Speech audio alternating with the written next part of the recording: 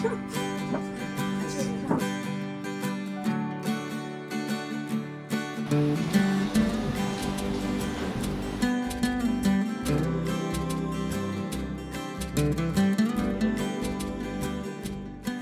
launching the product in the market for sales, we need to hit the necessity of their customers so that they can buy the products. See, these products which are displayed outside, we generally do not buy this. But when we have, our aesthetic values, once we get the importance of these products, beautifications of our houses or uniqueness. Yeah, I'm sure that every woman who are wearing traditional dresses, every woman want to look unique. Am I right? Want to look unique, right, miss? So this uniqueness, once you hit this uniqueness or the authenticity in their mind, if you can generate, our half part of marketing is done. So we need to target the market and we need to make them understand this is unique. Once you wear this traditional dress, if you go to Mumbai, everyone will look at you once. Why? Because these things are not familiar to them, and these things make you unique. Here in Dimapur or in Kohima or Nagaland, it is a very common thing.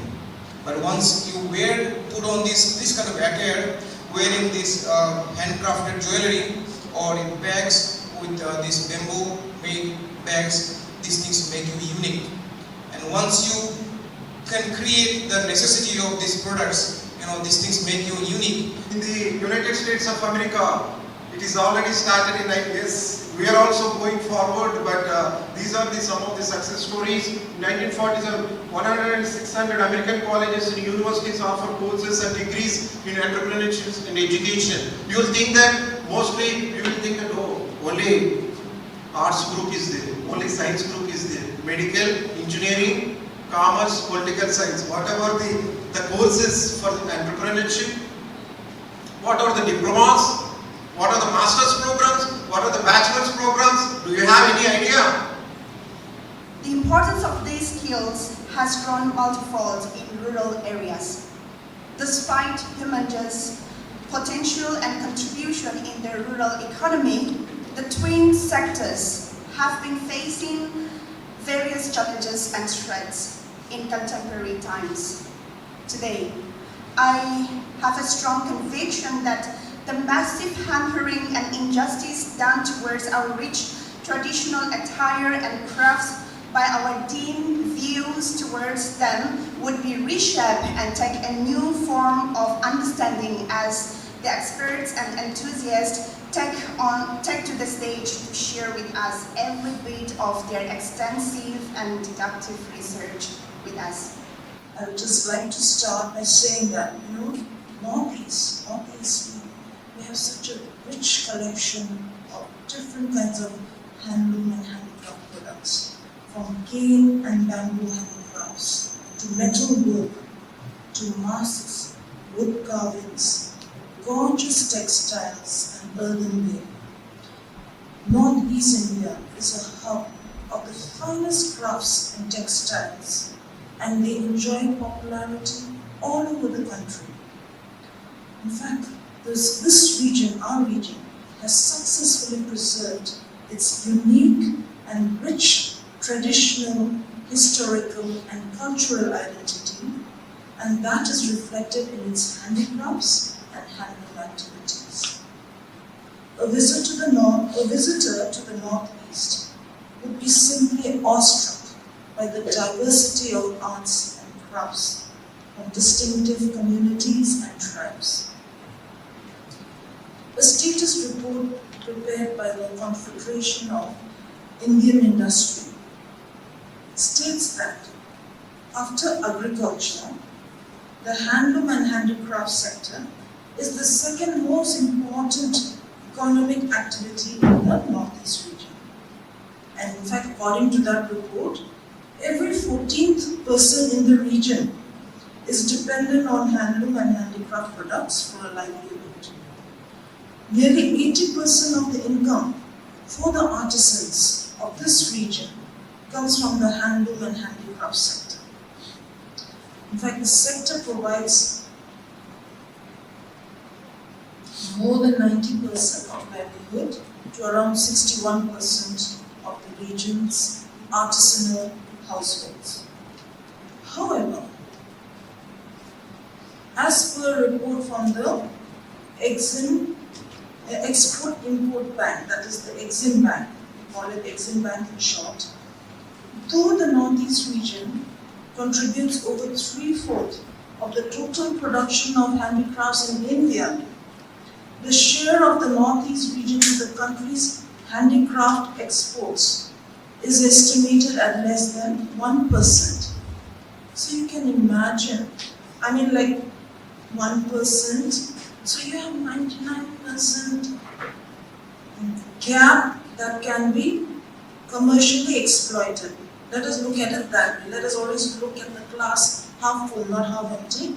So if our exports are only 1% now, we have a gap of 99% that we can fill. So how do we go about that? And I hope today's seminar will come to some outcomes, action points that can be made known to the policy makers, made known to the powers that be, so that something can be done about this sector in order to make it, propel it forward at a faster pace. Some of the reasons that they have cited in that report is that pricing is one issue in our products. Perhaps we are overpriced, I do not know. Aesthetic appeal, the finishing, presentation, and most of all, timely delivery. If you are not able to keep the timelines when an order is placed, then that buyer is not going to come back to you again. So this may be some of the reasons that they cite, because of which our percentage in the export market is still just 1%, despite the fact that we share 95% of the international boundary of the country. Now, Northeast India has a rich diversity of indigenous handloom and handicraft products. Many of these have promising economic prospects due to the unique designs, cultural significance, and the growing demand in both domestic and international markets. Some of the prominent indigenous handloom and handicraft products from the region with economic potential would include, and this is just a layman's perspective, an expert would have a better idea, but as a layman, based on the information that we can glean from various sources, if we go state-wise, of course, in Assam, I think the most prominent handloom product that is known world over is the Assam silk, right? And it's known, Assam is known for its exquisite silk varieties, such as the Muga silk, Eri silk, and Pat silk. In fact, the Muga silk is known for its natural golden color and is considered one of the costliest silks in the world. Eri silk is an eco-friendly silk and has great demand in the sustainable fashion industry. In fact, some years ago when I was in Bangalore, I met a textile exporter and he was very keen to export Eri silk. The reason being that, Eri silk is a silk that is made, and the yarn is made by not killing the worms. The silkworms are not killed in the process of extracting the silk. And there are some people who are very particular that there should be no harm to the creature from where this product is extracted, the raw material is extracted. And in fact, they refer to Eri silk as the ahimsa silk. Ahimsa, non-violence, because you don't really kill the creature when you're extracting the silk. So this has a good market in the overseas market, because it's a niche market. People are looking for silk where the creatures are not harmed in the process of the manufacture of the silk. Of course, there's another story about how we Nagas consume the silk worms afterwards. That's a totally different story. So that is the I think Assam has a lot of handicraft products, but silk is the one that stands out for Assam. And likewise, if I go to every state, Manipur has a rich tradition of hand-woven textiles, and especially their shawls. You know, the Manipuri shawls, lovely, very fine, this lightweight shawls, beautiful designs, lovely colors. You know, they are known for their skilled craftsmanship. So these, the handloom products of Manipur could be, could make very good, for the sustainable fashion industry, they could be a good source of raw material. Coming to Nagaland, I think we have a rich variety of not just handicraft but our handlooms. You know, so many tribes, each tribe having its own different designs.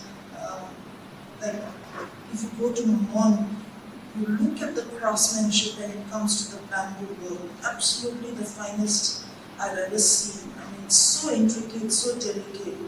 I mean, and these are all just traditionally learned, not that they have been given any training. Just imagine how much more they can, how further they can go if they were given proper training about modern designs and so on and so forth. So now then we do have a rich, bank of a lot of handicraft and handloom items. And similarly, Meghalaya, Arunachal, Tripura, Mizoram, and Sikkim. All of these states, we have our own rich collection of handloom and handicraft products. And there are certain products that stand out, and these that stand out have the potential to be exploited economically and bring increase or uplift the economy of this region. So today, this morning, I stand before you as a representative of the largest non-farming sector of India, a sector which, despite being so disorganized, has been at the helm of creating jobs and providing employment to millions of our artisans, as also ensuring that our cultural and traditional practices are continued. So it is in this context that I would like to introduce myself as a cultural entrepreneur. I think she's already said that, but let me reiterate that again. As a cultural entrepreneur working very closely with individual as well as collectives of artisans, not only in Nagaland but also in our neighboring states. It was in the year 2013, almost a decade ago again, that I was invited by the US government to be part of this leadership program. During the course of the program, I was with 7 other participants from other countries. So this program, this leadership program, is basically to recognize people across various segments or sectors who are change makers or who have the ability to bring change in their respective societies. So during one of the fan trips, as I would call it, we were taken to this center of entrepreneurship in Santa Fe. Till then, I had already invested 2 decades in the handloom and handicraft sector. During the round of introductions, while others spoke about like heavy industries that they were representing, I literally had to cough myself, and I said that I am from the handloom and handicraft sector. I didn't really understand the significance that I had. Now, until the dean of the center stood up and I looked at the 8 of us and said that she is a true entrepreneur, she is a cultural entrepreneur, and she is ensuring that the traditional cultural practices are promoted, preserved, and continued. Now, since then, my chest is out, and I had most meetings and workshops and seminars, and I'm a cultural entrepreneur. Now, having said that, I'm almost, convinced myself that despite, having such rich resources in our midst, we really haven't made much headway in this sector. And I think too much time has been spent simply deliberating on the scope or the potential of this sector without understanding the crux of the whole segment. So, I feel that in this era of digitization, I will speak about that right away because this is the era of digitization. I came this far by just holding the yellow pages, and I was a perennial sales girl for almost 2 decades. I would just arm myself with no knowledge, with no access to information. My Bible was the yellow pages. So much so that I would often go knocking on, I must have been very irritating also at times, but would go knocking at many doors, many offices, many councils. Even there was a time in the towards the end of the millennium, my business had reached a saturation point. I wasn't getting anywhere. I was audacious enough to take a voyage to US, to France, and to UK. Only armed with the yellow pages and going to several lifestyle stores. Zero impact, zero takeaway. But in retrospect, I gained market intelligence. So I have no regrets on that score. So today I will speak in terms of how this sector can be used to maximize the biggest challenge that most of our societies are facing, which is unemployment. And therefore, it is about time to understand the significance of this sector and to give it due recognition and respect. And only then we will have strong stakeholders from within our own. Nagaland TV, Sop Manulaga Awas. Watch us live on Geo TV and on your television sets as well. For Dimapu viewers, we are on channel number 994 in Global Chapter, and Kohima and Mokokchung viewers, switch to channel number 138 on Hornbill Digital. For all news and updates, follow us on Facebook, Instagram, YouTube, and Twitter.